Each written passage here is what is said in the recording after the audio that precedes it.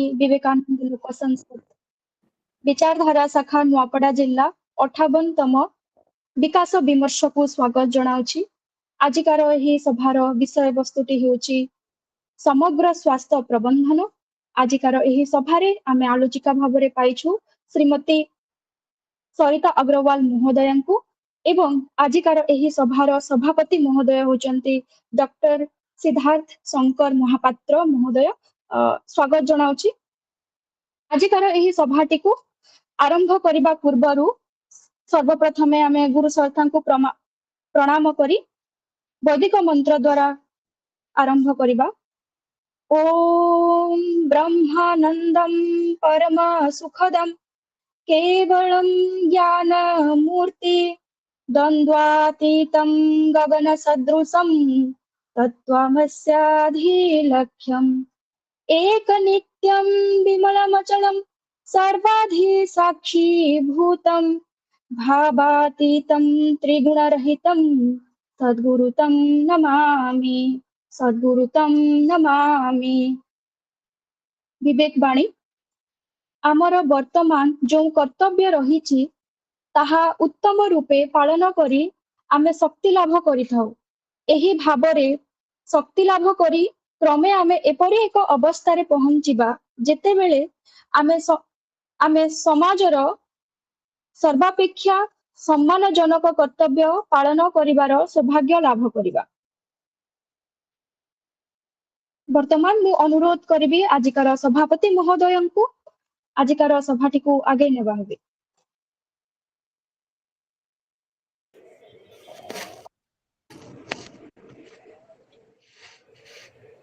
स्वामी विवेकानंद लोक संसद द्वारा आयोजित होथिबा आज ए विचार विमर्श आलोचना चक्र समस्त श्रोता मंडली मन को मोर हार्दिक अभिनंदन एवं शुभेच्छा जनाउछि। आज ये जो आलोचना चक्र होइछि आमे 57तम आलोचना चक्र नुआपड़ा जिल्लार स्वामी विवेकानंद लोक संसद समाप्त कर सारी। आज हूँ 58तम आलोचना चक्र। यही अवसर में स्वामी विवेकानंद लोक संसद नुआपड़ा शाखा संपूर्ण एक स्वयं संपूर्ण शाखा समग्र 30 जिले में स्वामी विवेकानंद लोक संसद कार्यधारा आरंभ हो सारी। से दृष्टि नुआपड़ा जिला हूँ संपूर्ण एक पूर्ण कार्यकर्ता थिबा एक संसद। आज आमे से दृष्टि गोटे महत्वपूर्ण विषय नहीं आज आमे आलोचना रखीछु। से विषय हूँ समग्र स्वास्थ्य प्रबंधन। यही विषय पर आज आलोचिका महोदय अच्छा श्रीमती सरिता अग्रवाल जड़े समाज सेविका जड़े योग प्रशिक्षिका। तांको आमे आज आमर लोक संसद ये विचार विमर्श आलोचना चक्र आमे तांको आज आमंत्रित करिछु। आमे तांकोटू निश्चित भाव में बहुत कथा शुणिबा। तेबे वास्तविक कथा होची मनीष प्रकृतिर श्रेष्ठ सृष्टि। प्रकृति द्वारा गठित ए शरीर जेतिकी विस्मयकर सेतिकी कौतूहलप्रद। शरीर गठन शैली अति सुंदर और निखुण। बाह्य शरीर रे आखि कान नाक पाटी हाथ गोड़ शरीर आभ्यंतर रे मस्तिष्क हृत्पिंड फुस्फुस यकृत पाकस्थली वृकक आदि अंग अति श्रृंखलित और समन्वित भाव में स्थानित। मातृगर्भरे भ्रूणर सृष्टि आरंभ करी मृत्यु पर्यंत शरीर मध्य विभिन्न कोशीय क्रिया अनवरत चालू रही थाए। शारीरिक सुस्थता सह सामाजिक एवं मानसिक सुस्थता और शांति सुस्थ जीवन पाई अपरिहार्य।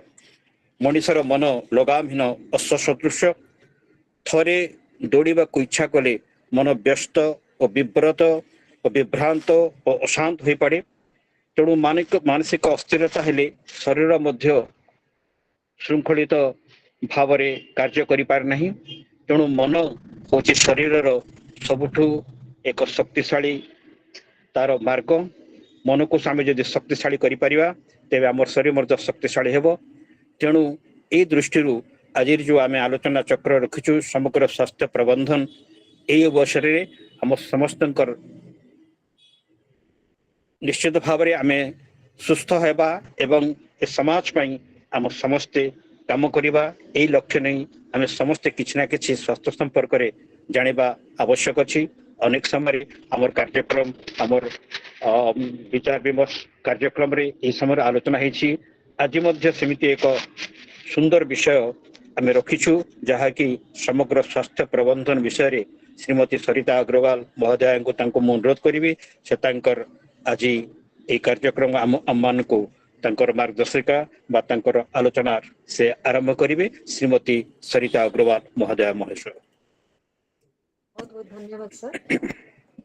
सूक्ष्म रूप में उपस्थित परम पूज्य गुरुदेव वंदनीय माता जी के चरण कमल में कोटि कोटि नमन वंदन।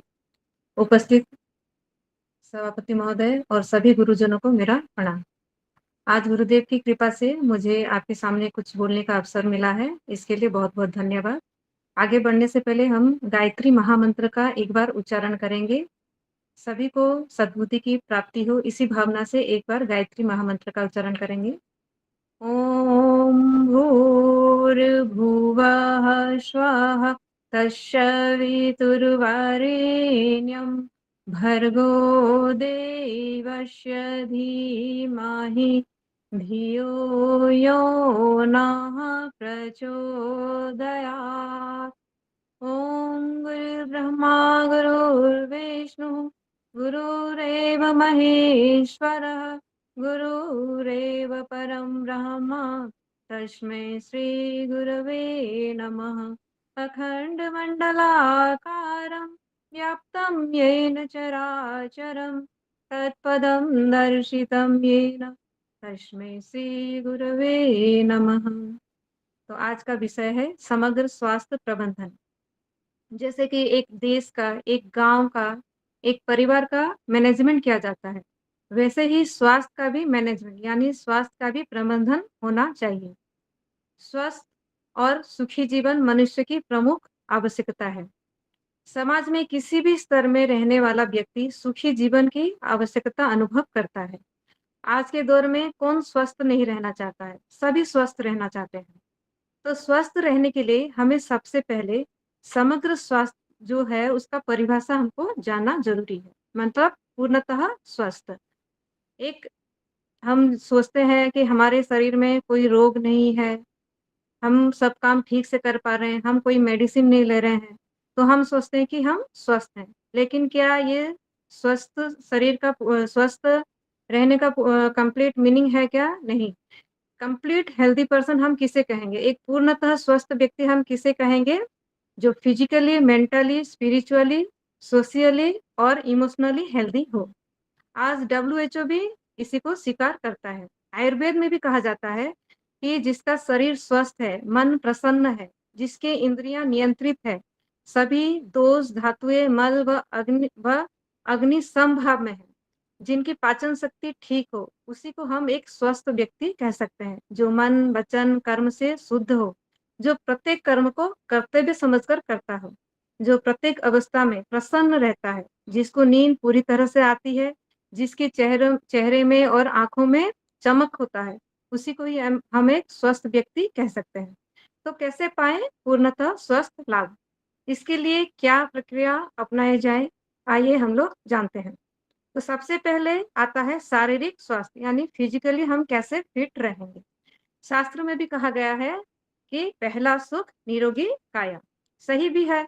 शरीर में कोई कष्ट होगा, कोई रोग होगा तो किसी भी काम में हमारा मन नहीं लगता है। जैसे खाने में, पीने में, खेलने में, कूदने में, घूमने में, टीवी देखने में, किसी में भी हमारा मन नहीं लगता है। जैसे मान लीजिए कि हमारे सिर में दर्द है तो हमें किसी से बात करने को भी मन नहीं करता है। ऐसे यहाँ तक कि हमें मोबाइल देखने में भी मन नहीं करता है, जो कि मोबाइल में हम घंटों टाइम स्पेंड करते हैं। जब सिर में दर्द होता है तो मोबाइल देखने को भी मन नहीं करता है। हमारे परम पूज्य गुरुदेव ने, पंडित श्री राम शर्मा आचार्य जी ने भी कहा है, पंडित श्री राम शर्मा आचार्य जी ने जो युग निर्माण सत्संकल्प के जो 18 सूत्र दिए हैं, उसमें से जो दूसरा सूत्र होता है उसमें कहा गया है कि शरीर को भगवान का मंदिर समझकर आत्मसंयम और नियमितता द्वारा आरोग्य की रक्षा करनी चाहिए। तो स्वस्थ रहने के लिए संयम और नियमितता को हमारे जीवन में अपनाना चाहिए। तो कैसे पाएँ निरोगी काया? उसके लिए सबसे पहले हमारी दिनचर्या सही होनी चाहिए। हम हमारे जीवन में योगा अभ्यास, प्राणायाम और आहार-विहार के प्रति ध्यान देना पड़ेगा। श्वास की प्रक्रिया हमारी ठीक है कि नहीं, ये सबको ध्यान देना पड़ेगा। दूसरे में आता है मानसिक स्वास्थ्य। आजकल हम देखते हैं कि मानसिक बीमारी तेज़ी से बढ़ती जा रही है, जैसे डिप्रेशन, अवसाद, एंग्ज़ायटी, स्ट्रेस, इवन छोटे बच्चों को भी ये सब बीमारी होने लगे हैं। कारण बहुत सारे हैं, अस्त-व्यस्त दिनचर्या, सोशल मीडिया में ज़्यादा समय बिताना, नकारात्मक विचार, बहुत सारे कारण होते हैं। तो मानसिक स्वास्थ्य कैसे हम पाएँगे? मेडिटेशन से, यानी ध्यान करके, पॉजिटिव थिंकिंग, हमेशा सकारात्मक विचार रख के और हमेशा प्रसन्न रहने की कोशिश करना चाहिए। तीसरा में आता है आध्यात्मिक स्वास्थ्य। आध्यात्मिक स्वास्थ्य मतलब जैसे कि हम स्वाध्याय से, सत्संग, जप, साधना, ये सबको अगर हम अपने जीवन में अपनाते हैं, तो आध्यात्मिक स्वास्थ्य के साथ-साथ सामाजिक स्वास्थ्य का भी लाभ हम उठा सकते हैं। तो देखा जाए तो सब एक-दूसरे से जुड़े हुए हैं। जैसे हम अगर योगा अभ्यास को करते हैं, तो शरीर के साथ-साथ मन पे भी इसका पूरा-पूरा प्रभाव पड़ता है। और अगर हम ध्यान करते हैं, मेडिटेशन करते हैं, तो शरीर में तो प्रभाव पड़ता ही, मन भी शांत होता है और हर कार्य को हम सही ढंग से कर पाते हैं। तो जितनी भी प्रक्रिया की चर्चा हो रही है, चाहे योगा हो, प्राणायाम हो, स्वाध्याय हो, सत्संग हो, जो भी है सब हमारी दिनचर्या में ही आता है। तो मेन फ़ोकस हमको दिनचर्या में ही करनी होती है। इस प्रकार हम अगर देखेंगे तो अगर हमारी दिनचर्या सही होगी, नियमित होगी, तो हम पूर्णतः स्वस्थ लाभ पा सकते हैं। तो आइए देखते हैं कि हमारी दिनचर्या कैसी होनी चाहिए। दिनचर्या यानी सुबह से लेके रात तक जो भी क्रियाकलाप हम करते हैं, वो होता है हमारी दिनचर्या। तो सुबह जब हम जगते हैं, प्रातः जागरण से ही हमारी दिनचर्या स्टार्ट हो जाती है। तो कब हमें उठना चाहिए? हमें सूर्योदय से पहले, यानी सूर्योदय से पहले 1.5 घंटा पहले ब्रह्म मुहूर्त जिसे हम कहते हैं, ब्रह्म मुहूर्त में हमको उठना चाहिए, क्योंकि उस समय वातावरण शांत रहता है, वातावरण में ऑक्सीजन की मात्रा मात्रा ज़्यादा रहता है और वातावरण में कॉस्मिक एनर्जी यानी कि ब्रह्मांडीय ऊर्जा भी भरी रहती है। तो हम ऐसे भी देखेंगे कि जब हम सुबह के समय कुछ पढ़ाई करते हैं, तो हमारी मतलब याद रखने की क्षमता विकसित हो जाती है, बढ़ती है। तो वातावरण का पूरा-पूरा प्रभाव हमारे मन में पड़ता है। और कैसे उठेंगे हम? हम जब उठते हैं तो हमेशा लेफ्ट साइड की करवट लेके उठना चाहिए। क्योंकि ये छोटी-छोटी बातें हैं जिसे हम ध्यान नहीं देते हैं, इससे भी काफ़ी सारी बीमारी आती है। जैसे हम सीधा उठते हैं या राइट साइड करवट लेके उठते हैं तो क्या होता है, हमारे जो नेवल पॉइंट होता है उसकी जो जगह होता है वो खिसक जाती है। मतलब उसका जो पॉइंट होता है वो चेंज हो जाता है। तो धीरे-धीरे रोज़ अगर हम ऐसे ही करते हैं तो धीरे-धीरे ये गंभीर बीमारी का रूप ले लेता है। तो सुबह उठने के बाद तुरंत बाद हम क्या करेंगे? आत्मबोध साधना। आत्मबोध साधना कैसे करेंगे? स्थिर होके बैठेंगे, अपने गुरु को, अपने इष्ट को नमन करेंगे, धन्यवाद करेंगे।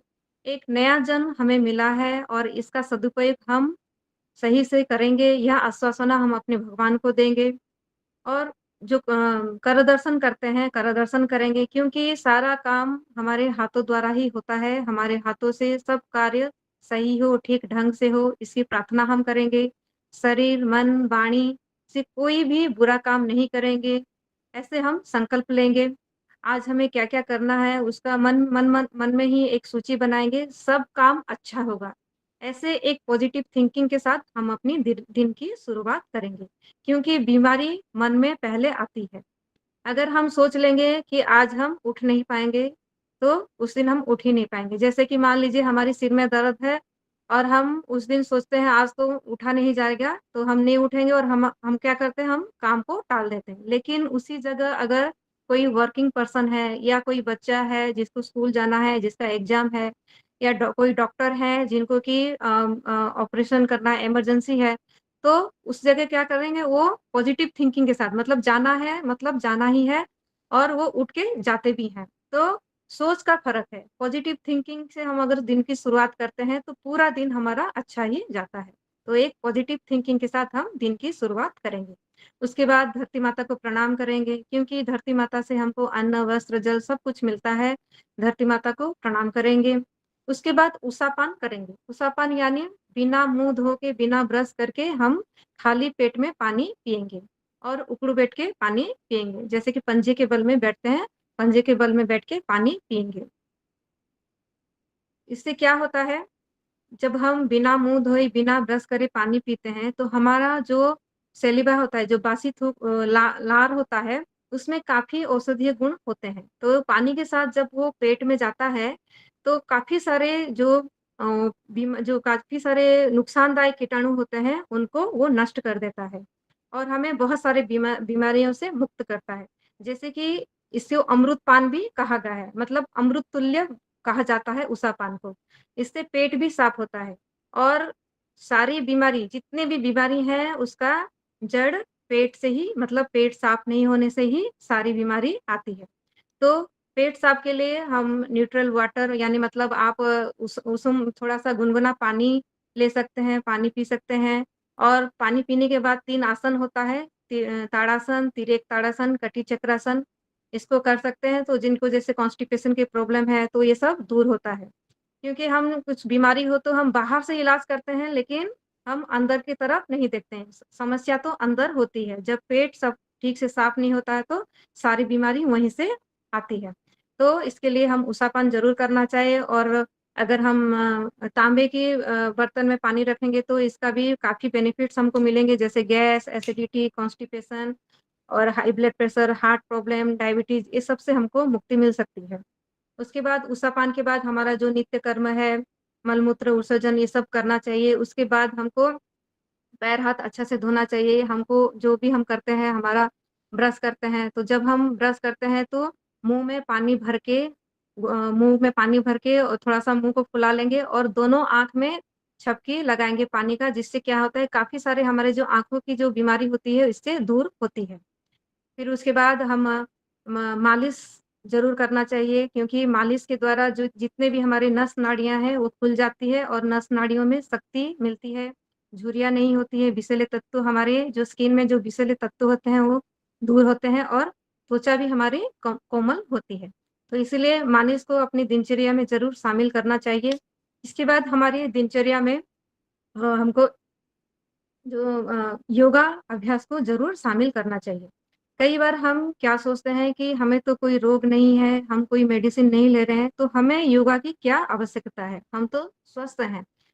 लेकिन हमें योग हम कहावत है ना कि prevention is better than cure, यानी रोग आने से पहले ही हमें सतर्क रहना चाहिए। मान लीजिए आज हमें कोई बीमारी नहीं है, लेकिन इसकी क्या गारंटी है कि फ्यूचर में हमें कोई बीमारी नहीं होगी। तो जैसे जीवन जीने के लिए भोजन ज़रूरी है, वैसे ही योग की भी आवश्यकता होती है। हमारे जीवन में योग अभ्यास का एक अहम हिस्सा होना चाहिए। योग हमें शारीरिक तथा मानसिक मजबूती प्रदान करती है। जब हम योग करते हैं तो अवेयरनेस होना चाहिए, यानी सजगता के साथ हमें योग करना चाहिए। शरीर में किस अंग में इसका प्रभाव पड़ रहा है, इसका हमको ध्यान रखना चाहिए और पॉजिटिव थिंकिंग रखना चाहिए, यानी कि पॉजिटिव प्रभाव पड़ रहा है ऐसी भावना करनी चाहिए। मान लीजिए कि हमारी कमर में दर्द है और हम कर रहे हैं भुजंग आसन उसके लिए, तो हम ये ध्यान देंगे कि हमारा जो कमर है, कमर में इसका प्रभाव पड़ रहा है और कमर का जो दर्द है वो दूर हो रहा है। ऐसे पॉजिटिव थिंकिंग हम रखेंगे तो इसका ज़्यादा लाभ हमको मिलता है। तो योगा में तो बहुत सारे योगा अभ्यास है, बहुत सारे बीमारियों के अकॉर्डिंग बहुत सारे आसन होते हैं। तो एक योगा आसन मैं बताना चाहूँगी, जिसे प्रज्ञा योग कहते हैं। परम पूज्य गुरुदेव ने हमें ऐसा एक आसन दिया है, जो कि शरीर के साथ-साथ मस्तिष्क के लिए भी लाभदायक होता है और इससे आध्यात्मिक लाभ भी मिलता है। प्रज्ञा योग जिसमें कि 16 चरण होता है, यानी 16 स्टेप होते हैं, जो सभी अंगों का व्यायाम होता है इसमें और सभी वर्ग के व्यक्ति इसे आसानी से कर सकते हैं इस आसन को। और गुरुदेव ने क्या किया है, इसमें हर एक आसन में, हर एक स्टेप में, हर एक मुद्रा में गायत्री महामंत्र को जोड़ दिया है, जिससे शरीर का व्यायाम तो होता ही है, साथ में मन भी एकाग्र होता है और पवित्र होता है मन, और आध्यात्मिक लाभ भी हमें मिलता है। तो हम कम से कम कुछ भी नहीं करते हैं तो सूक्ष्म व्यायाम तो करना ही चाहिए। इसके बाद आता है प्राणायाम। प्राणायाम के बारे में जानने से पहले हम जानना चाहिए कि हम जो श्वास लेते हैं, श्वास की प्रक्रिया हम सही ढंग से लेते हैं या नहीं। तो जब हम श्वास लेते हैं तो हमारा पेट फूलना चाहिए और जब हम श्वास छोड़ते हैं तो हमारा पेट अंदर तरफ दबना चाहिए। सामान्य तौर पर श्वास के नियंत्रण प्रक्रिया को हम प्राणायाम कहते हैं, लेकिन प्राणायाम 2 शब्द से बना है, प्राण और आयाम। प्राण यानी जीवनी शक्ति और आयाम यानी विस्तार करना। मतलब जीवनी शक्ति को विस्तार करना, जीवनी शक्ति को बढ़ाना। प्राणायाम से ये जीवनी शक्ति का विस्तार होता है। प्राणायाम से एकाग्रता बढ़ती है, मन को कंट्रोल किया जा सकता है, हमारी इम्यूनिटी पावर भी स्ट्रांग होता है, ब्लड प्यूरिफाई होता है। जब भी हम प्राणायाम करें, भावनापूर्वक करें।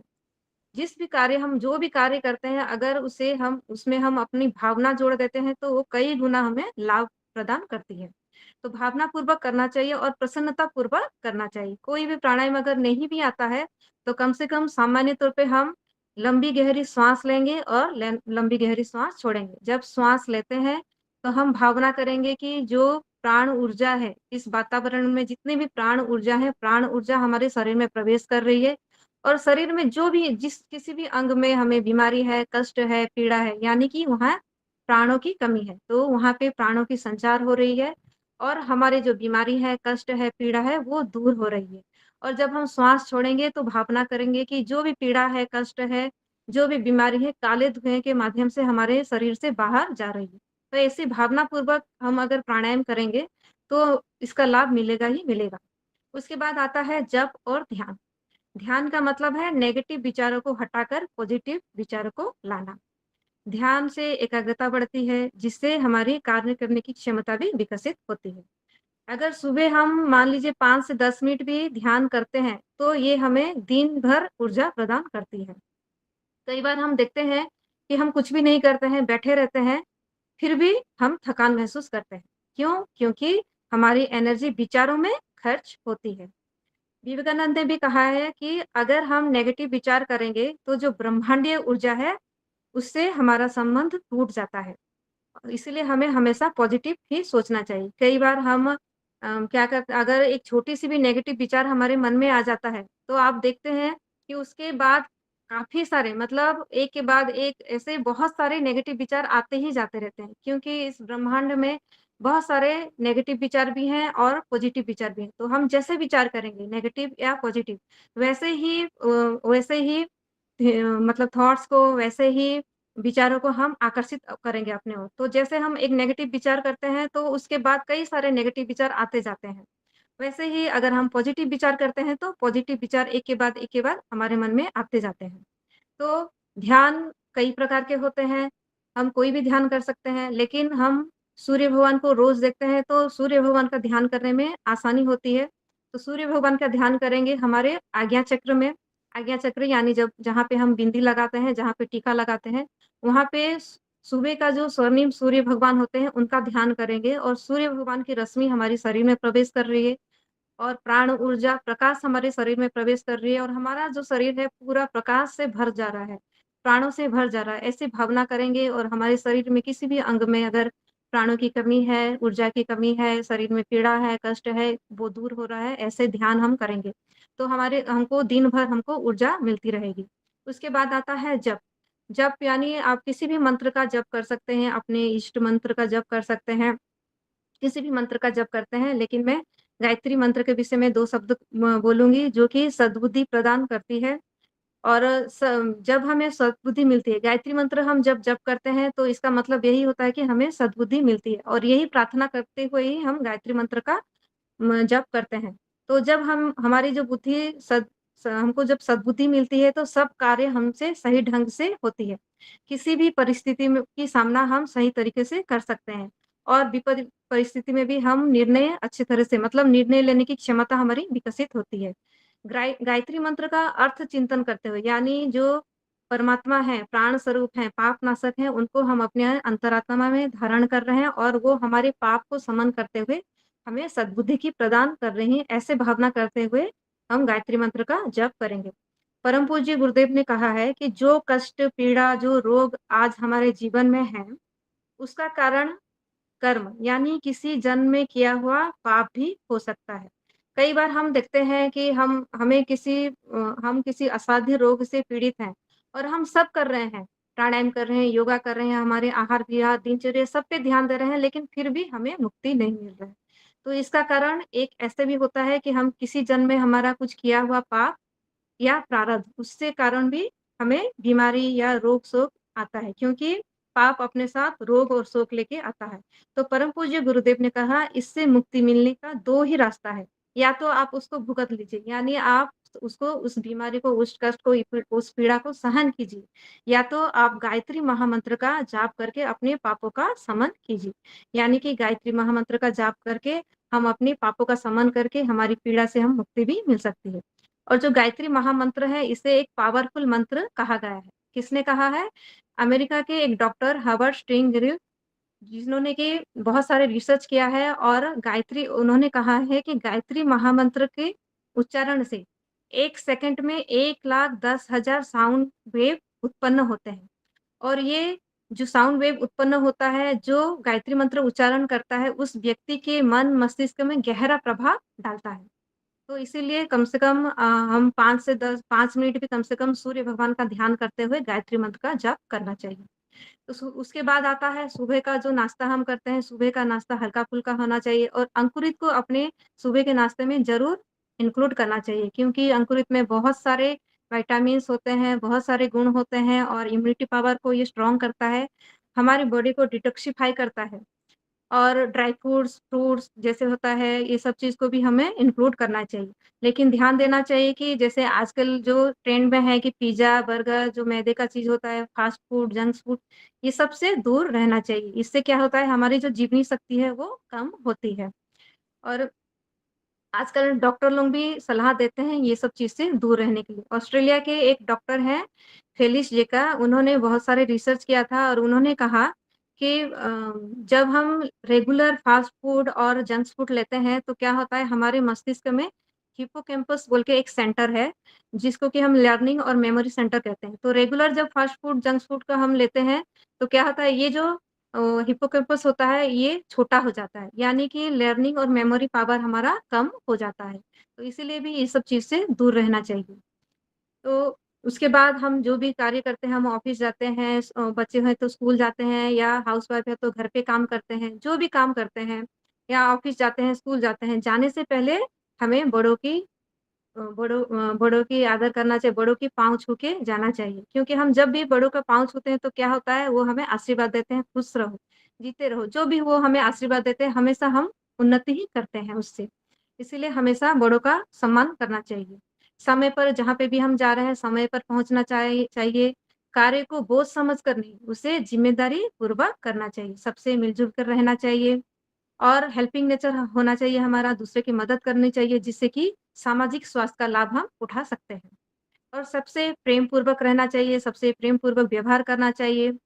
और जब हम खाना बनाते हैं, जैसे हाउसवाइफ़ हैं, खाना बनाते हैं, तो उस टाइम में आप कोई भी अपने इष्ट मंत्र जाप कर सकते हैं, या गायत्री मंत्र का जाप कर सकते हैं। क्योंकि जब हम खाना बनाते हैं, अगर हम, हमारे नेगेटिव विचार हैं, कुछ हम क्रोधवश भी खाना बना रहे हैं, तो उसका प्रभाव खाना में भी आता है। मतलब वो संस्कार खाना में आता है, और जो खाना को खाएँगे, उनके अंदर वही सब गुण आते हैं, वही सब संस्कार आते हैं।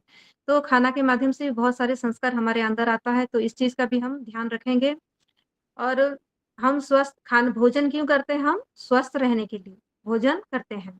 लेकिन बहुत सारे नियम होते हैं भोजन के लिए, जिसको हमको मानना पड़ेगा। आहार हम क्यों लेते हैं? हमारे शरीर में शक्ति मिले, इसीलिए हम आहार ग्रहण करते हैं। लेकिन कई बार हम क्या सोचते हैं कि यही तो समय है खाने-पीने का, अभी नहीं खाएँगे तो कब खाएँगे? जो होगा देखा जाएगा, अभी तो खाने दीजिए। लेकिन ये गलत विचार है। आयुर्वेद भी कहता है कि जब बच्चा जन्म लेता है, उसके खाने-पीने की नियंत्रण तभी से करनी चाहिए। जैसे एक रथ को सारथी देखभाल करता है, एक ड्राइवर गाड़ी का देखभाल करता है, वैसे ही हमें अपने शरीर की देखभाल करनी चाहिए। और शास्त्र में भी कहा गया है, जैसा खाए अन्न वैसा बने मन। सबसे पहले तो भोजन करने से पहले हमको हाथ-पैर धो के बैठना चाहिए। खाने से पहले 3 बार हमारे इष्ट मंत्र या गायत्री महामंत्र का उच्चारण करना चाहिए। भगवान का प्रसाद समझकर खाना चाहिए।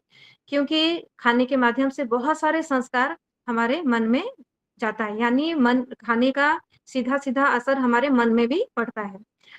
एक सच्ची घटना मैं बताना चाहूँगी, जैसे कि आनंद स्वामी नाम आप सब कोई सुने होंगे, जो कि आर्य समाज के एक नेता थे और एक गायत्री साधक भी थे। तो एक बार क्या हुआ, उनके जो बेटे थे, किसी कारणवश वो जेल जेल में गए थे।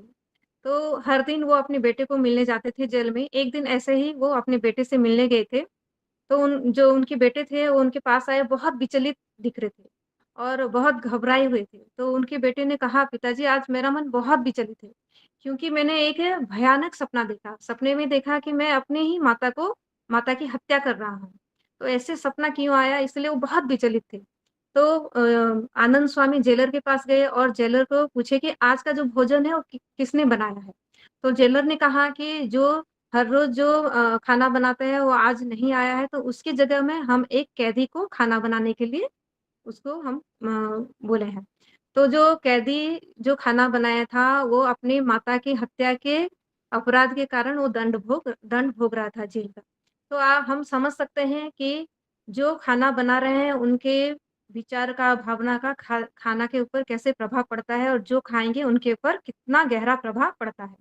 अगर हम खाना खाते समय हम क्रोधवश खा रहे हैं, हमारा नेगेटिव विचार है, तो इसका भी पूरा-पूरा प्रभाव पड़ता है। यानी कि जो खाना हम खा रहे हैं, वो ज़हर के समान हो जाता है। इसलिए जब भी हम खाना खाते हैं, हम प्रसन्न मन से खाना चाहिए, भगवान का प्रसाद समझकर खाना चाहिए और अच्छे से चबा के खाना चाहिए। हमारी थाली में बहुत सारे आइटम नहीं होना चाहिए, मतलब कम से कम आइटम होना चाहिए और ज़्यादा मिर्च मसाला, ज़्यादा तेल मसाला, नमक, चीनी, मैदा, ये सब चीज़ का कम ही यूज़ करना चाहिए।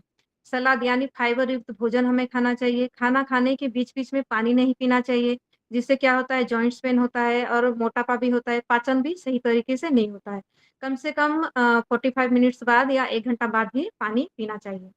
आयुर्वेद में कहा गया है कि हमें जितना भूख है, उससे 50% यानी 50% हमें खाना खाना चाहिए, भोजन करना चाहिए, 25% हमें पानी पीना चाहिए और 25% हमें मतलब वायु के लिए खाली रखना चाहिए, जिससे कि पाचन सही तरीके से हो सके।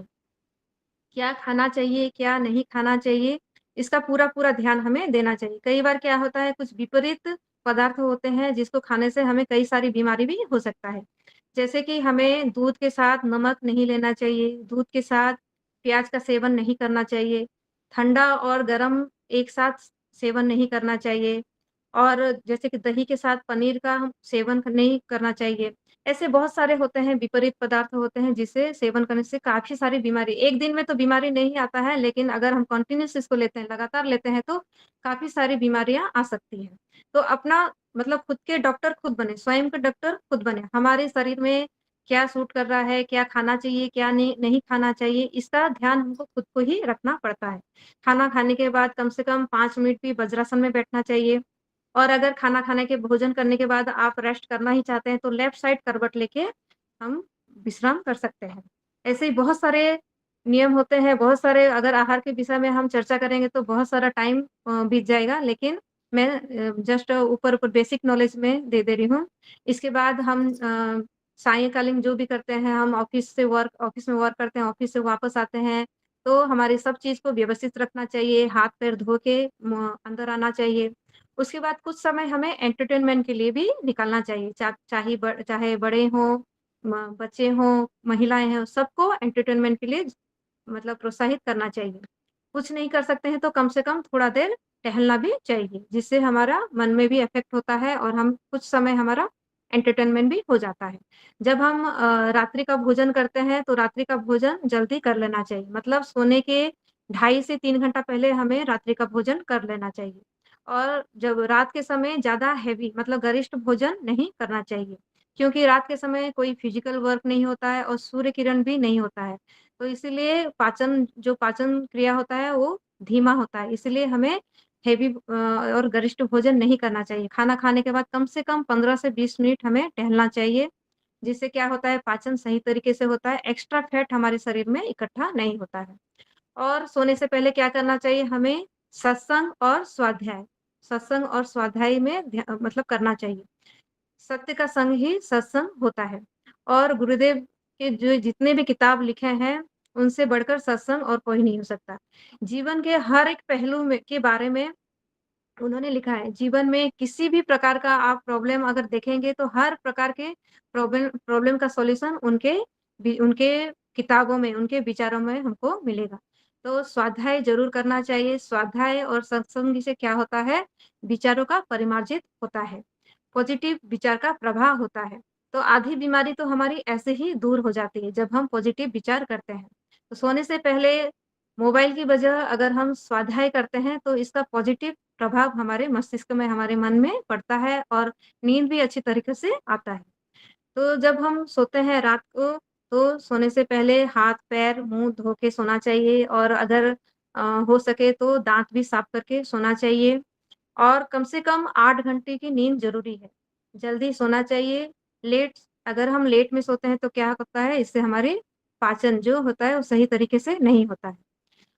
सोने से पहले तत्वबोध साधना, जैसे कि हम दिन की शुरुआत आत्मबोध साधना से किए थे, वैसे ही सोने से पहले तत्वबोध साधना भी करनी चाहिए।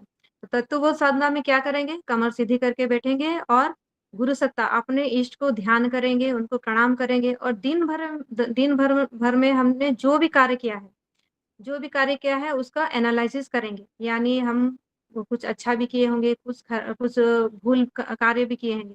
मतलब जाने-अनजाने अगर हमने कोई भूल कार्य भी किया है, तो उसके लिए हम अपने इष्ट से क्षमा प्रार्थना करेंगे और उसको दोबारा नहीं करेंगे। अगले दिन से उस भूल कार्य को हम दोबारा रिपीट नहीं करेंगे, ऐसे संकल्प हम लेंगे और सब कुछ भगवान को सौंप देंगे। एक दिन का जो जीवन हमें मिला था, उसका सदुपयोग हमने ठीक से किया या नहीं, इसका हम पूरा एनालिसिस करेंगे और हम मृत्यु के गोद में जा रहे हैं, ऐसी भावना करेंगे और अपने इष्ट के चिंतन करते हुए हम सोएँगे।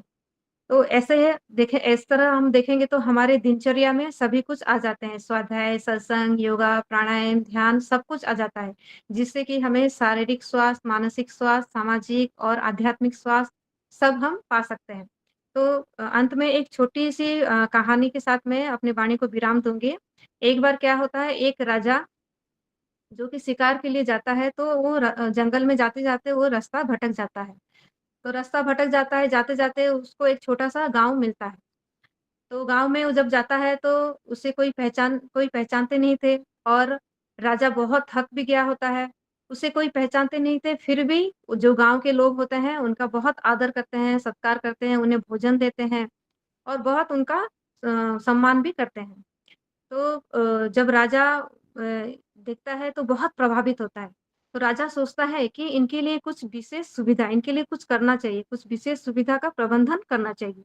तो राजा जब अपने राज्य में जाता है तो क्या करता है, अपने मंत्रियों को बोल के उस गाँव में एक हॉस्पिटल यानी एक छोटा-सा औषधालय भी खोल देते हैं और एक वैद्य को भी वहाँ पे रख देते हैं। और ये राजा बोलते हैं कि कोई भी बीमारी होता है तो आप निःशुल्क चिकित्सा करा सकते हैं और दवाई भी ले सकते हैं। तो वैद्यराज को वहाँ बिठा देते हैं लेकिन 1 साल बीत जाता है।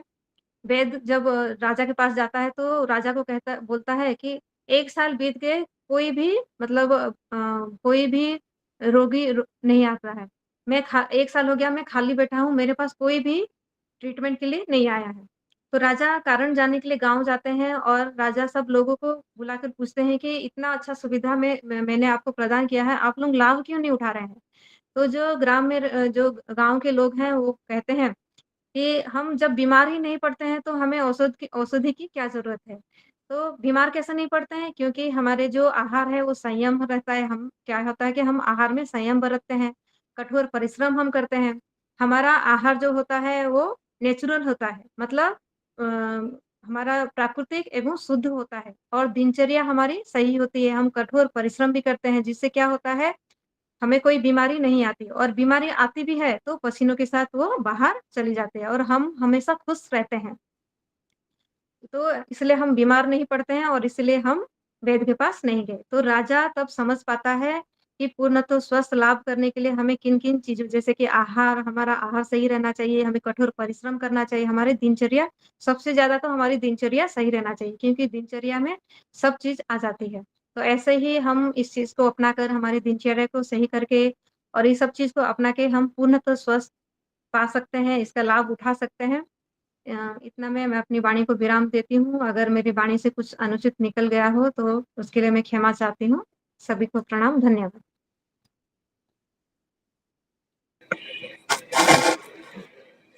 बहुत सुंदर उपस्थापना और बहुत नुआ कथा आम मैंने जानवा पाइलु। ଆଉ ବହୁତ ଧନ୍ୟବାଦ ଦେବି ଶ୍ରୀମତୀ ସରିତା ଅଗ୍ରୱାଲ ମହୋଦୟଙ୍କୁ।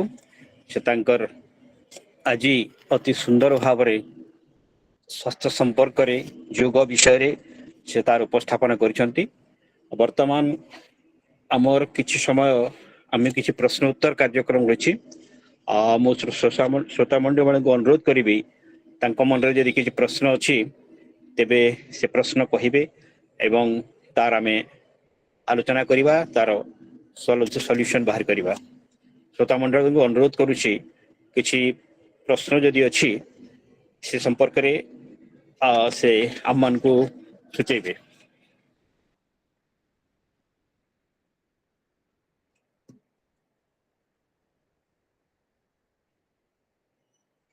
ଚାଟ୍ ବକ୍ସରେ କିଛି ଅଛି ପ୍ରଶ୍ନ? ହଁ,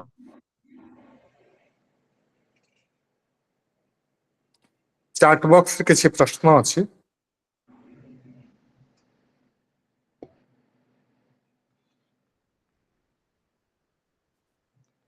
କିଛି ପ୍ରଶ୍ନ ଯଦି ଅଛି କହିବେ। ଆଜ୍ଞା, ଚାଟ୍ ବକ୍ସରେ ପ୍ରଶ୍ନ ଅଛି।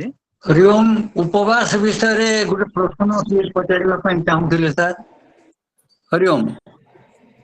ଆଜ୍ଞା ମ୍ୟାଡାମ, ଆଜ୍ଞା आज्ञा आज्ञा पाइचु सर। मैडम एक प्रश्न है, जो हम उपवास करते हैं उसके हमारे शारीरिक स्वास्थ्य से उसका क्या संपर्क है? वो कैसे हमारे शारीरिक स्वास्थ्य को लिए उपयोग है उपवास करना? ये एक प्रश्न है डॉक्टर विद्याभूषण बारिक की तरफ से। ठीक है, बहुत अच्छा प्रश्न है। तो जब हम उपवास करते हैं, देखिए हम रोज खाते हैं तो क्या होता है, हमारे शरीर में बहुत सारे टॉक्सिन जो होता है वो इकट्ठा हो जाते हैं। बहुत सारे जो टॉक्सिन होता है वो इकट्ठा हो जाता है।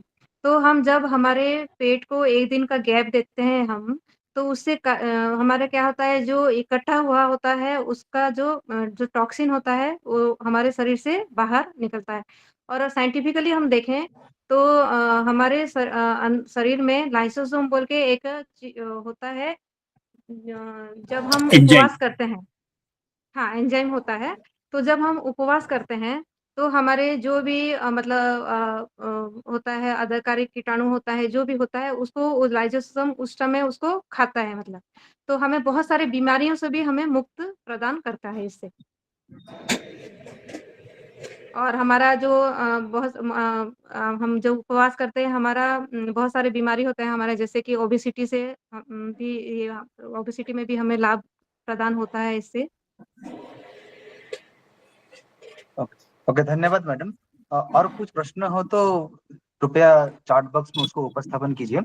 और एक प्रश्न है जो हमारे मॉडरेटर संयोजिका महोदय है उनसे ही, कि चारों ओर इतना लापरवाही है, चारों ओर इतना अनसर्टेनिटी है, हम बहुत सारे चीजों में उलझ जाते हैं हमारे व्यक्तिगत या वृत्तिगत जीवन से लेकर, उस सराउंडिंग में एक आध्यात्मिक स्वास्थ्य लाभ करना कभी कभी लगता है कि हम उस तक पहुंच नहीं पाएंगे। तो ये इस तरीके से जो आध्यात्मिक स्वास्थ्य है उसको लाभ करने के लिए सरल मार्ग क्या है?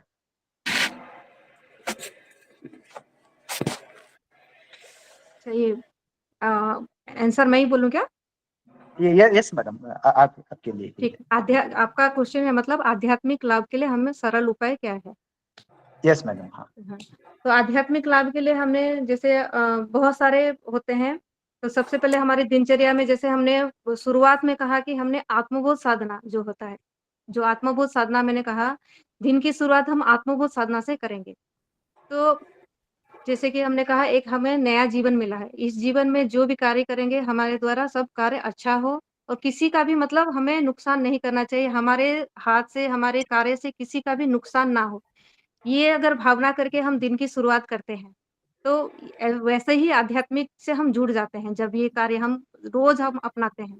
क्योंकि जो ये हम आत्मबोध साधना और तत्वबोध साधना, ये जो साधना होता है ये कोई सरल साधना नहीं है या कोई छोटा-मोटा साधना नहीं है। अगर आप इसको रोज़ अपनाते हैं, तो देखिए आपका आध्यात्मिक जो होता है मतलब काफ़ी ऊँचा उठते जाता है। आध्यात्मिक स्वास्थ्य में आपका मंत्र जप आ गया, ध्यान आ गया, मेडिटेशन आप कर सकते हैं। मेडिटेशन आप आजकल तो बहुत प्रचलित है, मेडिटेशन से आप काफ़ी सारे आध्यात्मिक लाभ प्राप्त मतलब मन के साथ-साथ आप आध्यात्मिक लाभ लाभ भी प्राप्त कर सकते हैं।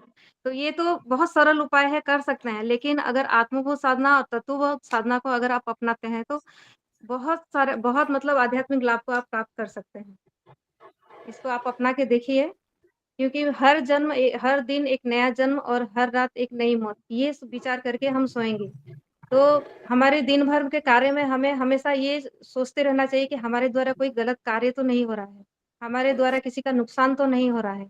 इस चीज़ को अगर हम हमेशा सतर्क रहेंगे, तो हमारे द्वारा कोई कार्य गलत नहीं होगा, हमेशा एक पॉजिटिव थिंकिंग रहेगा। तो अगर हमारे द्वारा कोई कार्य गलत नहीं होगा, तो हमें कोई गलत उसका मतलब कोई गलत मतलब गलत फल भी नहीं मिलेगा। बुरा कार्य का जो बुरा फल कहते हैं ना, तो बुरा फल भी हमें नहीं मिलता है।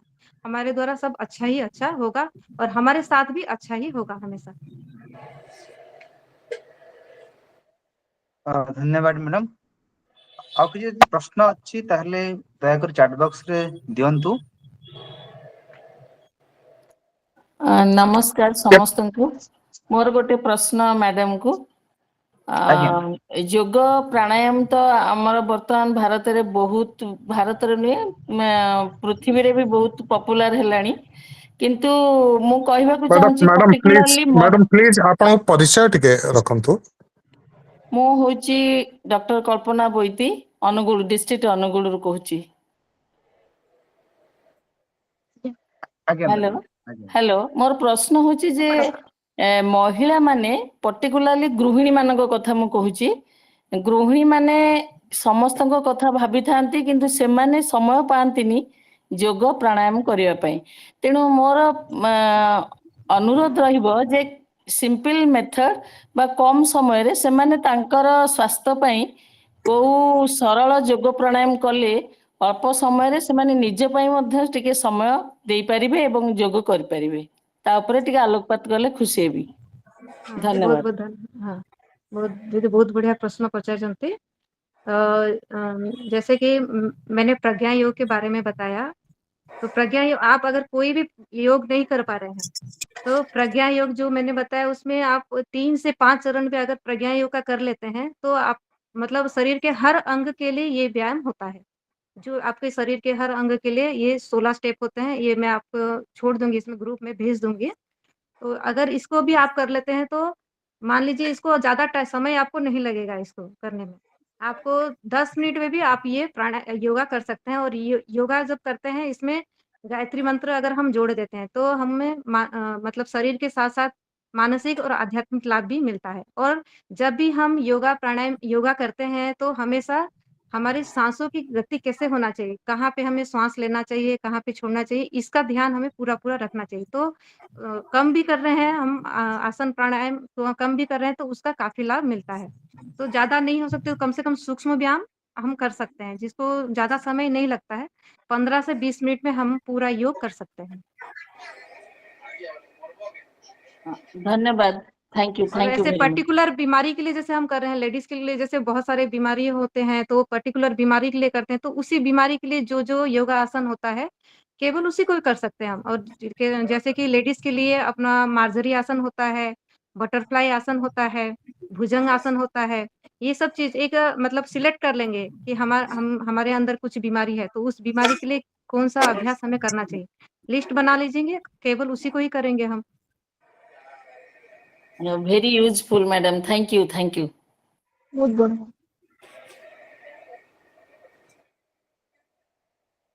ଆଉ କୌଣସି ପ୍ରଶ୍ନ ଯଦି ଅଛି?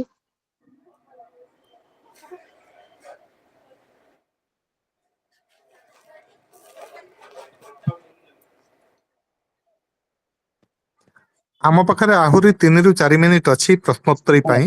କରିପାରିବେ। ହଁ ଆପଣ ନିଜର ନାଁ କହନ୍ତୁ ଏବଂ ପ୍ରଶ୍ନ କରନ୍ତୁ।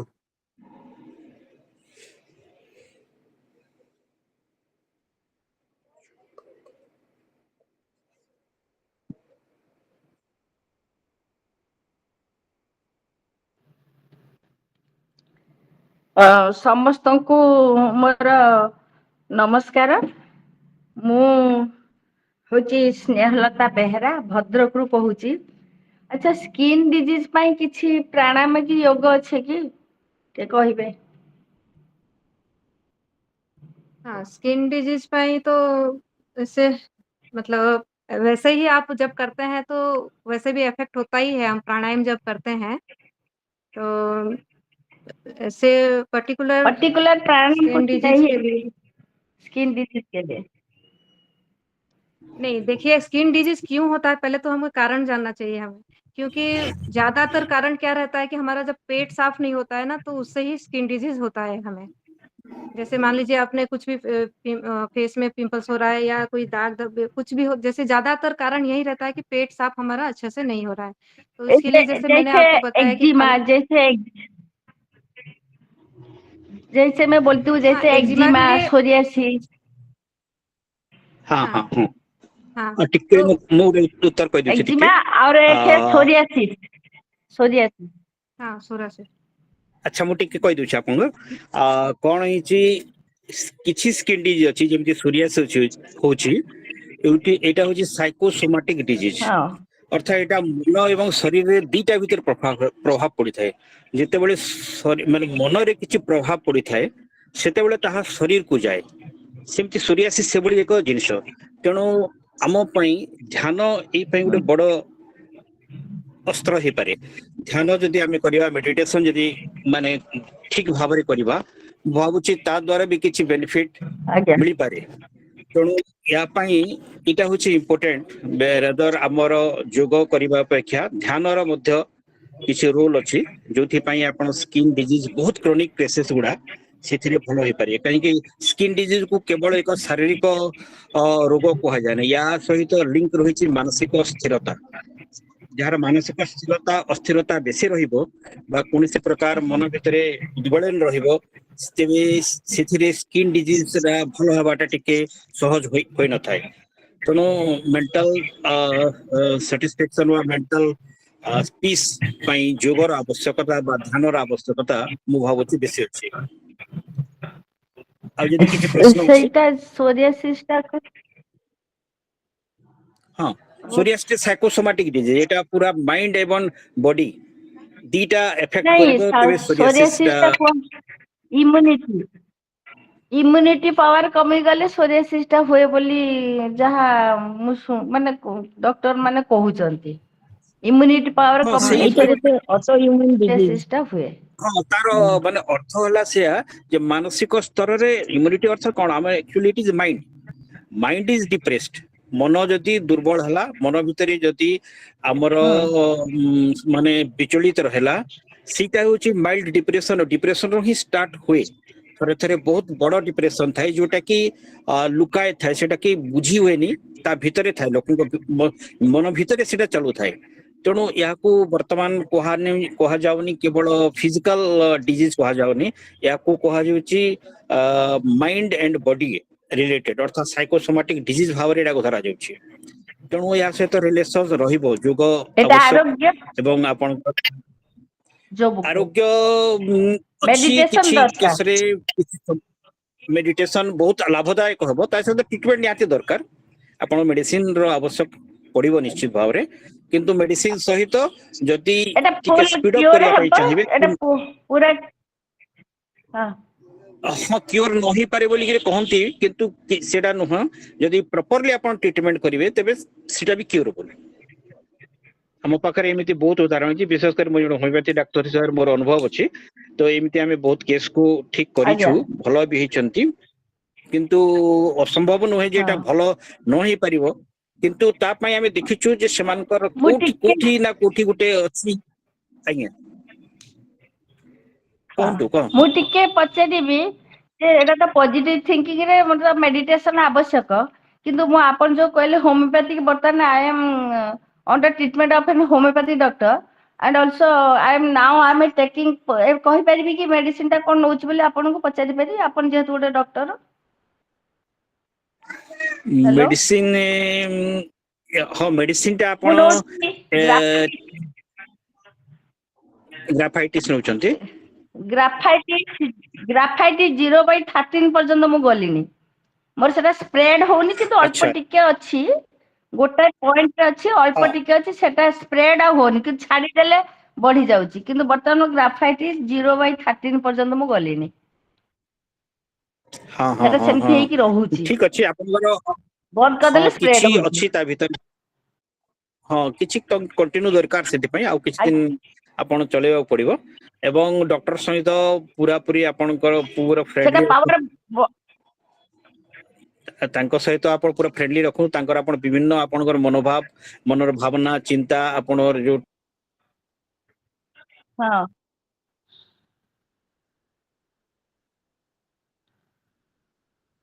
बहुत अच्छा सर ने बताया कि ध्यान, वॉइस जैसे ब्रेक होची ध्यान, बोथे। जैसे कि सूर्य के हाँ, ध्यान कर सकते हैं आप उसके ठीक है, लिए। बहुत बहुत धन्यवाद आपनकर एडवाइस पाई। ଆଉ ମୁଁ ବି ଆପଣ ଯୋଉ କହିଲେ ମେଣ୍ଟାଲି ଡିପ୍ରେସ୍ଡ, ଏଇଟା ଭଲ ହଉନି ବୋଲି I M also mentally depressed. ଆଉ ଯାଉ ବହୁତ ଭଲ ଲାଗିଲା ଆପଣଙ୍କର ଆଡଭାଇସ୍ ଏବଂ ଡିସ୍କସନ ଟା ବି ବହୁତ ଭଲ ଲାଗିଲା। ବହୁତ ବହୁତ ଧନ୍ୟବାଦ। ଅବଶ୍ୟ।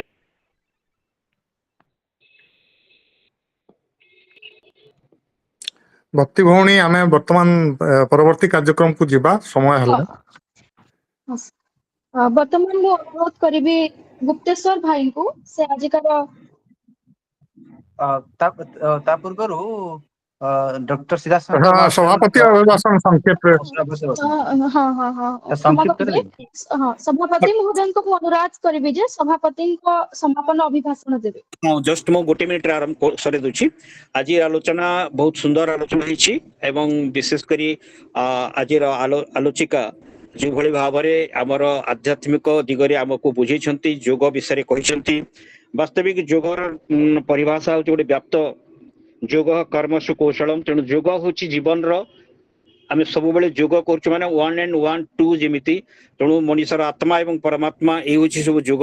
ତେଣୁ ଯୋଗ ବିଷୟରେ ଆମେ ସମସ୍ତେ ଅନୁଭବ, ଆମେ ସମସ୍ତଙ୍କର ଅନୁଭବ ରହିଛି। ଆଉ ବିଶେଷ କରି ଆଲୋଚନା ଚକ୍ର ଭିତରେ ବହୁତ ସୁନ୍ଦର କୋଶ୍ଚିନ୍ ମାଧ୍ୟମରେ ଆମେ ବହୁତ ଗୁଡା ଡିସ୍କସନ କରିଛୁ। ଆଉ ବର୍ତ୍ତମାନ ଆଉ 2 ମିନିଟ୍ ବୋଧେ ସମୟ ରହିଛି, ଆମର 2-3 ମିନିଟ୍ ଭିତରେ ଅଛି।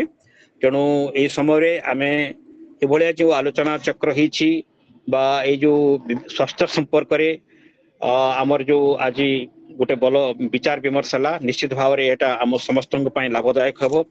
ମନ ଏବଂ ଶରୀର, mind controls body, body not controls mind.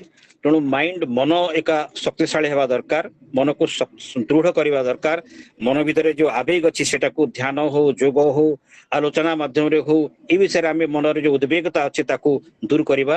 ତେବେ ଆମେ ସୁସ୍ଥ ରହିବା। ସୁସ୍ଥ ମନ ସୁସ୍ଥ ଶରୀର ପାଇଁ ଆବଶ୍ୟକ ଏବଂ ସୁସ୍ଥ ଶରୀର ସୁସ୍ଥ ସମାଜ ଗଠନ ପାଇଁ ଆବଶ୍ୟକ। ତେଣୁ ଆଜି ଶେଷ ନିଷ୍କର୍ଷରେ ଆମେ ଏଥିରେ ପହଞ୍ଚିଛୁ ଏବଂ ୟା ପରେ ଆମର ଭକ୍ତି ସୁଧା ଦଣ୍ଡସେନା ଭଉଣୀ ସେ ତାଙ୍କର କାର୍ଯ୍ୟକ୍ରମ, ତାଙ୍କର ନେକ୍ସଟ କାର୍ଯ୍ୟକ୍ରମ ସେ କରିବେ।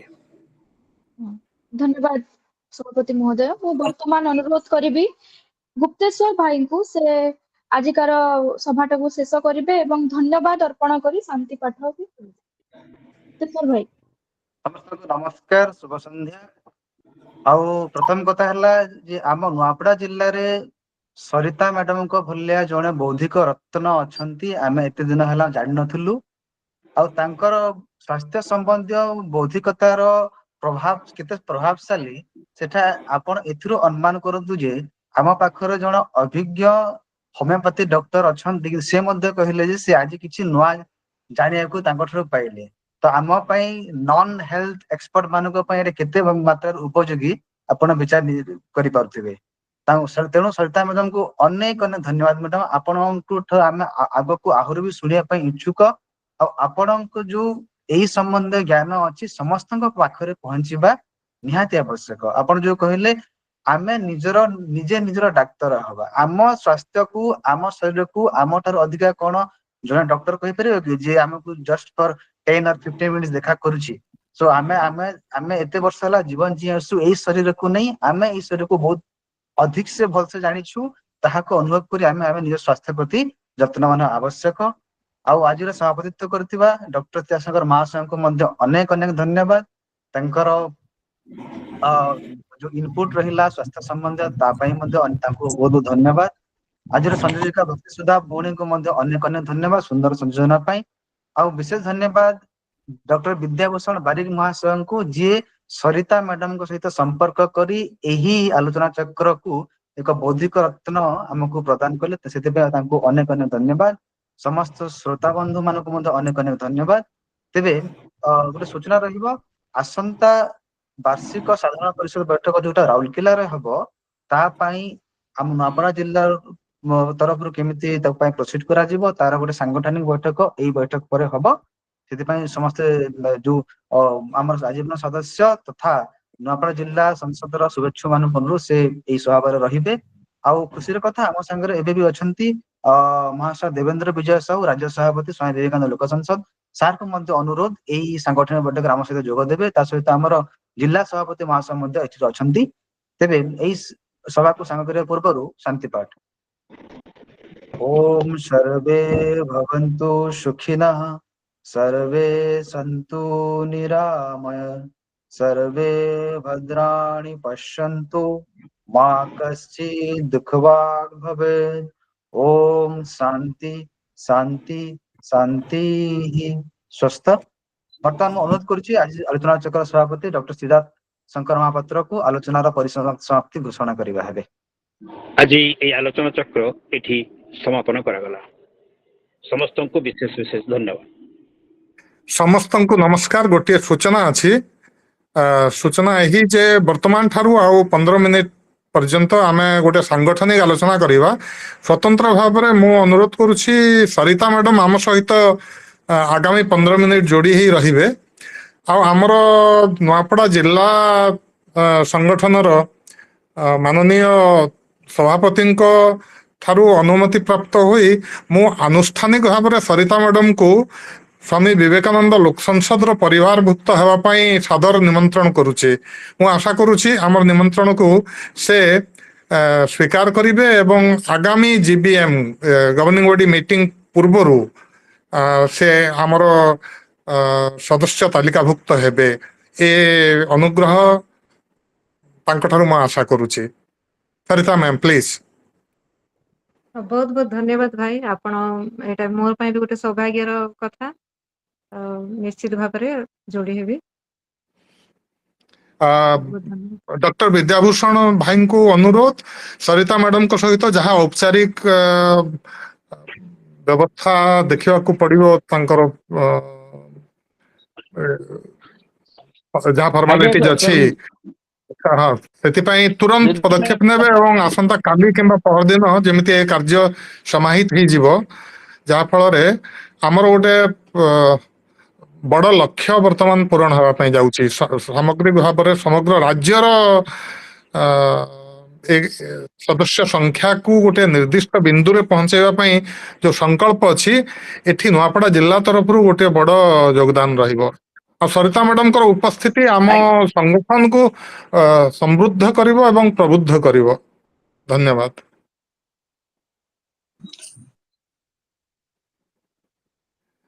मु वर्तमान अनुरोध करुछि माननीय सभापति क्षीरोद दादा को नुआपड़ा जिला शाखार सभापति महाशय को से आगामी जो समय रहिला आ 11 मिनिट समय अच्छी आम हाथ में परिचालना करेंगे। अध्यक्षतार आम निष्पत्ति ग्रहण करवा जे एवं सूचना आदान प्रदान हम आम केमिति भाव में जीबीएम रे जोग दे पारुछे। हाँ भाई समस्त को बहुत सुंदर अभिनंदन शुभ संध्या। आज आलोचना बड़ा सुंदर है एवं मैडम सरिता मैडम को आम परिवार गुप्त करने जो सुंदर अनुरोध करागला बहुत बहुत आनंदर कथा एवं विश्वास कर निश्चित रूपे आम भीतर को आसिक आम परिवार को आहरी पुष्ट करेंगे। तो आज आमर सांगठनिक आलोचना भितर जो जनरल बॉडी मीटिंग अच्छी अक्टोबर 2 तारीख दिन से केमती करवा कौन कौन करवा केमती जीवा से विषय टिके आलोचना कले भल तेणु मु अनुरोध करुच्ची भाई रविरंजन पटेल भाई एवं अन्य समस्त को यार विषय आम टिके आलोचना करिया आलोचना आरंभ करा जाऊ दादा बोडेन ब्लॉक रु मु समस्त को अनुरोध करुच्ची वीडियो आमे जेहेतु संख्या रे वर्तमान कम अच्छे तेणु समस्ते वीडियो ऑन करि परिबा एवं जोड़ी हो परिबा आज्ञा एबरु मु टिके साधारण परिषद बैठक विषय गोटे मिनिट सूचना हाँ देबी प्लीज प्लीज प्लीज प्लीज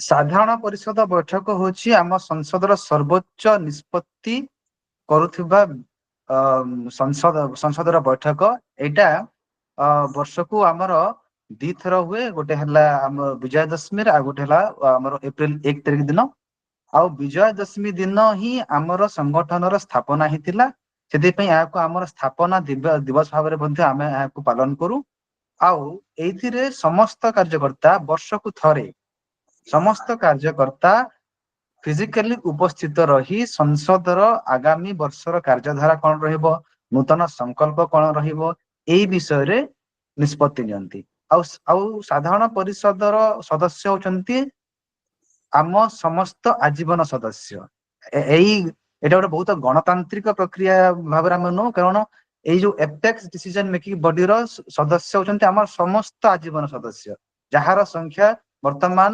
955 रु अधिका जहां को आमे एई साधारण परिषद बैठक जो विजय दशमी दिन हबे अक्टोबर 2 तारिख दिन ताको जोटा रवि सर कहउतले गोटे निर्दिष्ट बिंदु रे पहुंचीबा सेटा होची 1,000 आजीवन सदस्य सेथिपई आमे आग्रह करथुलु करूछु एबे भी मध्ये सरिता मैडम को सही तांकर योगदान क्रमे पाखको नवा पई तो एई वर्ष साधारण परिषद बैठकटा राउरकेला रे अनुष्ठित होउची जाको हम समस्त फिजिकली जाइके अटेंड करिबा आ खुशीर कथा गत वर्ष साधारण परिषद बैठक आम जिला नुआपड़ा रे ही हेतिला जेतरे समग्र ओडिसा रो आजीवन सदस्य आसिक योगदान करी याको सफल मंडित करथिले तेणु आमर उत्तरदायित्व ए वर्ष आहुरी टिके बढ़ी जाउची कारण आमे थुलु गत वर्षर होस्ट तो तेणु एई वर्ष अधिक संख्या रे योगदान करिबा आमर एक मोराल ड्यूटी मध्य ताको आमे समस्त मिसी संपन्न करिबा thank you over to you sir Ravi sir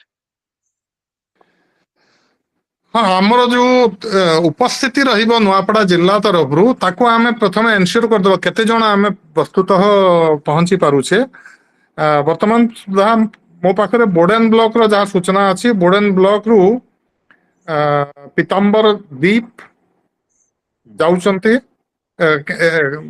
can you please note it down note करूची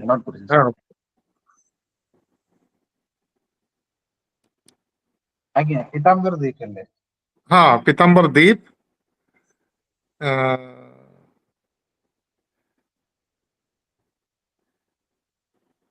आज्ञा मु जाउची आज्ञा रविरंजन प्रधान निरोज खमारी जाउचंती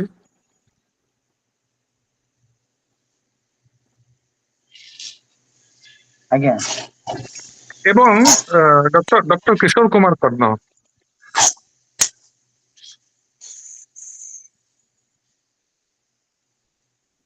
आज्ञा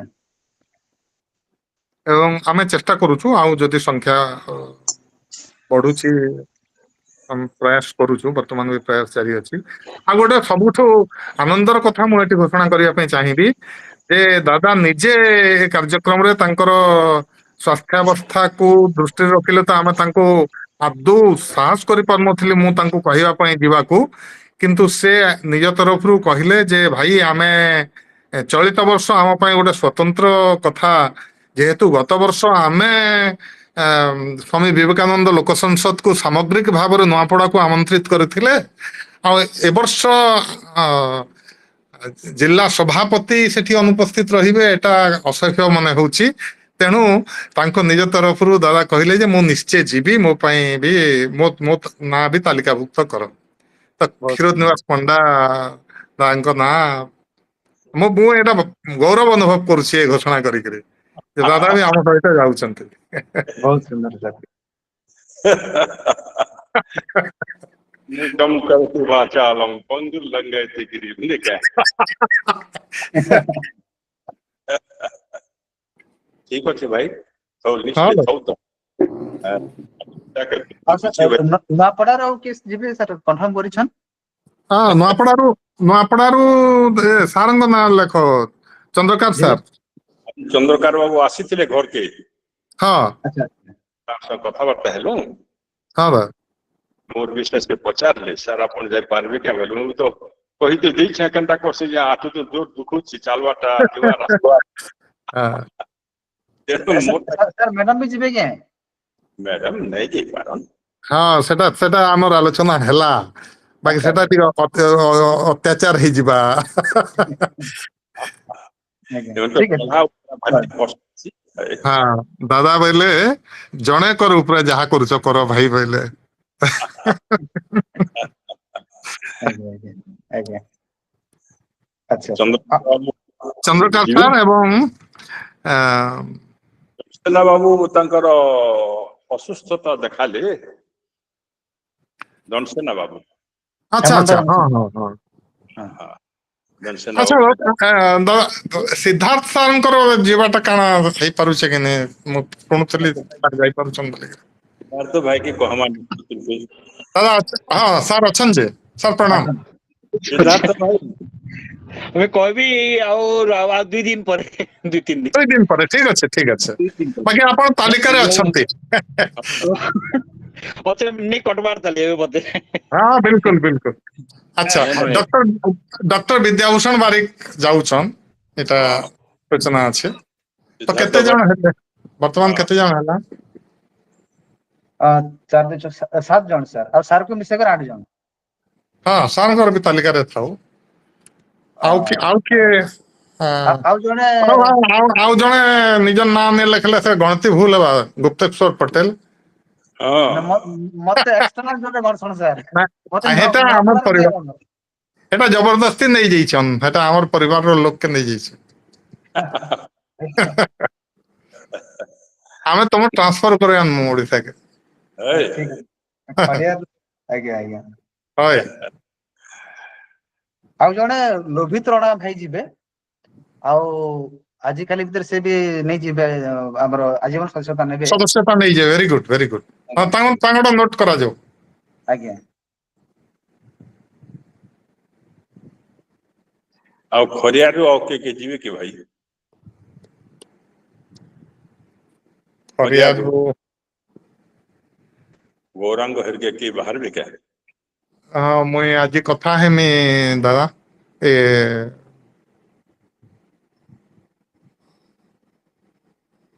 ହଇ ହଁ ଆଜି ମୁଁ ଚେଷ୍ଟା କରମି ଆଲୋଚନା ବାହାରते ହେଲେ କରବା ବର୍ତ୍ତମାନ ଆପାତତଃ ଏତିକି ଜଣକରଟା ଏଇଟା ସୁନିଶ୍ଚିତ ଠିକ ହଁ ଆଜ୍ଞା ସୁନିଶ୍ଚିତ।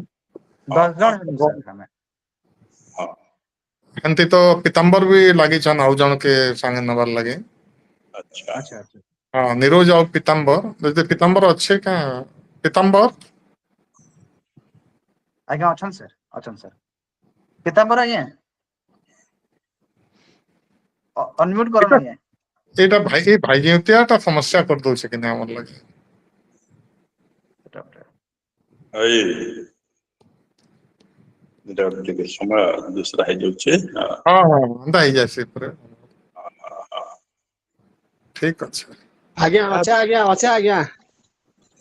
ଆଜ୍ଞା ହଁ ଆଜ୍ଞା ଆଜ୍ଞା ଆ- ନମସ୍କାର ଆଜ୍ଞା ସମସ୍ତଙ୍କୁ ନମସ୍କାର ଆଜ୍ଞା ନମସ୍କାର ନମସ୍କାର ଆଉ ନମସ୍କାର କାହା ଆଉ କିଏ ଆମର ସାଙ୍ଗେ ଆଉ ବୋର୍ଡେନ ବ୍ଲକ ରୁ ବାହାରବାରଟା ଆମର ଟିଚର ଗୋଟେ ଅଛନ୍ ତାଙ୍କ ସହିତ କଥା ହେଇଥିଲି ସେ ଆଜ୍ଞା ବି ମୁଇଁ ରବିବାର ଭିତରେ କହିଲେ ପରଦେଶୀ ଦୁରିଆ ବୋଲି ଆମର ସଭ୍ୟ ଏନ ପରଦେଶୀ ହଁ ହଁ ହଁ ହଁ ତୁ ପରଦେଶୀ କି ସାଙ୍ଗେ ପରଦେଶୀ କଥା ଦୁରିଆ ହ ଆଜ୍ଞା ପରଦେଶୀ ସାଙ୍ଗେ କଥା ହ ଆଜ୍ଞା ଆଜ୍ଞା ହଁ ହଁ ସେ ଆଜ୍ଞା ଠିକ ଅଛି ଠିକ ଅଛି ହଁ ଯିବାର ଆଶା ଅଛି ସାର୍ ତାଙ୍କୁ ବି ଠିକ ଅଛି ଠିକ ଆଜ୍ଞା ଅଛି।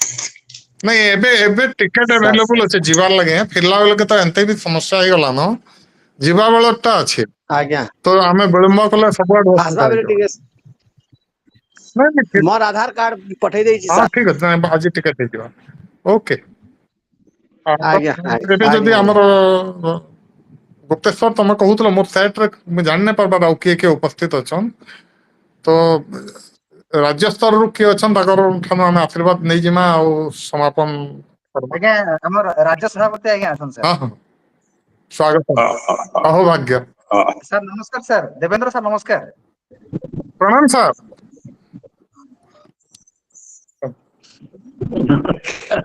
नमस्कार सर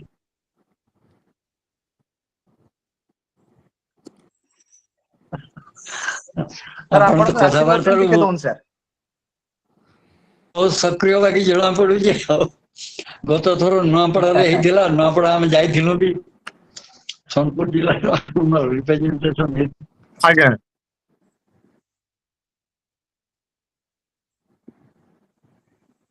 ଆଜ୍ଞା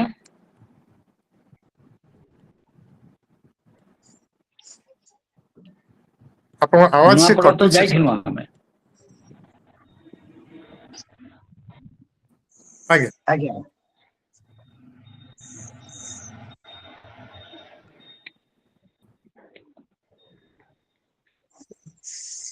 ଆଉ କିଏ ନୂଆ ସଭ୍ୟ ବି ହେବେ सबको भଏସ କଟି ଯାଉଛି ବୋଲିକିରି କହୁଛନ୍ ଆପଣ କିଏ ରୋହିତ ରଣା ଆଜ୍ଞା ରଣା ସାର୍ କିଏ ମେମ୍ବର ହେବେ ଆଜ୍ଞା ଆଜ୍ଞା ଆଜ୍ଞା सर କଟୁଛି ନା ଆଜ୍ଞା ଏବେ ଶୁଭୁଛି ଶୁଭୁଛି ସାର୍ सर ଆପଣ କୁହନ୍ତୁ सर କହନ୍ତୁ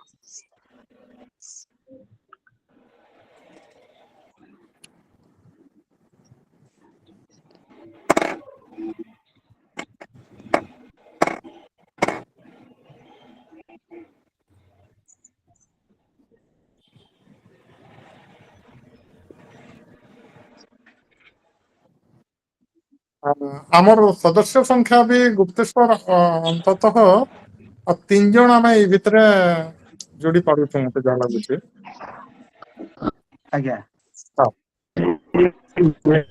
ସାରଙ୍କର ଆୱାଜ ତ ନାହିଁ ଆସୁଛି ନେଟୱାର୍କ କଟି ପ୍ରୋବ୍ଲେମ ଯାଉଛି network problem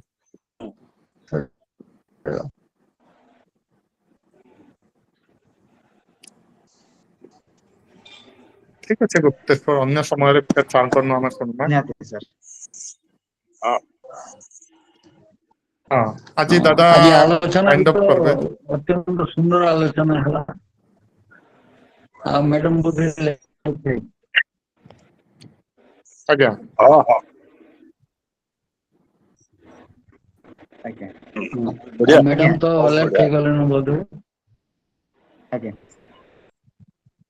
sir Seemanchal sir अच्छन सीमांचल सर आपणकर ମ୍ୟାଡାମ ଆମର ମେମ୍ବର किसी ନାହିଁ ହେବାର मामला ତାହେଲେ ମେମ୍ବର नियम सर ହେବେ ବୋଧେ रिगार्डिंग ହେବାର ଲାଗି ସମ୍ମତି ପ୍ରଦାନ କରିଛନ୍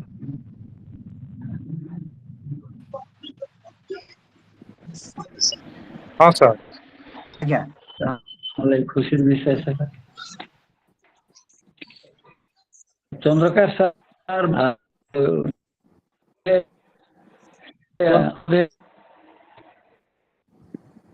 ଆଜି ଆଜି ଆମର ନାଇଁ ଆସିପାରେ ନାଇଁନ କୌଣସି କାଶୀ ଆଜି କାରଣରୁ ବର୍ତ୍ତମାନ ତ ନାଇଁ ନ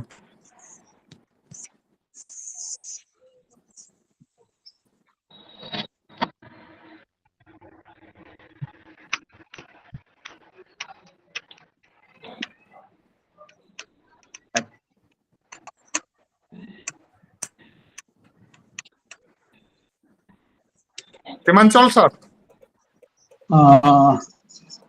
ସମସ୍ତଙ୍କୁ ନମସ୍କାର ଜଣାଉଛି ଇଏ ମୁଖ୍ୟତଃ ଆମର ସଂସଦର ସଭାପତି माननीय देवेंद्र विजय सार रवि रंजन सार विद्याभूषण भाई ଆଉ ସମସ୍ତଙ୍କୁ ନମସ୍କାର ଜଣାଉଛି ଆଉ ମୁଁ ତ ଶୁଣୁଥିଲି ବହୁତ ମାନେ ଆମର ଠିକ ଅଛି ନୂଆପଡାର ରିପ୍ରେଜେଣ୍ଟେସନ ଯେତେବେଳେ ଗଲା ଜଣେ ସାର୍ ଜଣେ ନା ଆପଣ ଥିଲେ ଗୋଟେ ସମାପନ ନା ଆଡକୁ ଥିଲା ଆମେ ଗତି ମାନେ କଲେ ହବା ଆଲୋଚନା ତ ହେଇଗଲା ସବୁ ଯାକ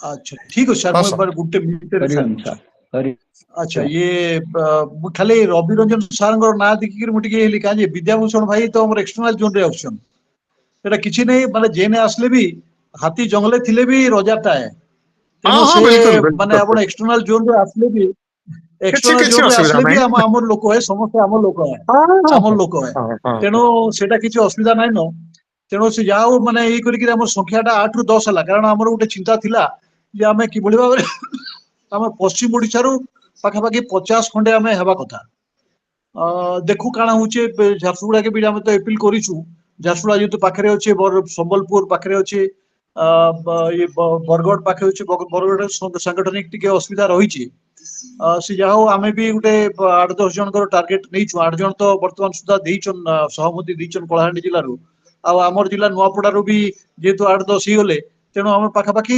20 पाखापाखि आम आमर अविवाहित आमर अविभाजित कलाहांडी जिलू आम 20 खंडे जो जाई पारमा ताले मु भाबुची आम 50 के पहुंची पारमा आ जा खुशी हाँ लागला जे आमर निश्चय जेन नुआ नुआ सदस्य जॉइन कले से काना आमर सरिता मैडम काना रहउचन नुआपड़ा रे हाथीबंधा आदि मंदार अच्छा ठीक अछि नै बहुत बढ़िया आलोचना हला आउ बहुत सुंदर आलोचना हला आउ समय तो अधिका हला ना तेणु मु आउ विशेष किछ नै कहबार समस्त के नमस्कार करिक बाणी के विराम